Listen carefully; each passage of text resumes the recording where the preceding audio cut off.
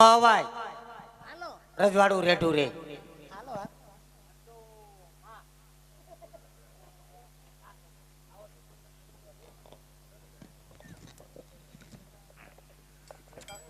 હવે તમે જાઓ, પાણી ભરાઈ ગયું હોય તો બરાબર છે. પાણી ભરવા પાછી આવશું એમ કહું છું. આ વાંધો નહીં, આવજો હો. અને બાપુને કેજો ડંકી હમી કરાવી નાખી. ભલે ભલે હો આવજો. હા આવજો હો. તમે બાકી એમ ફર્નિચર કર્યું હો.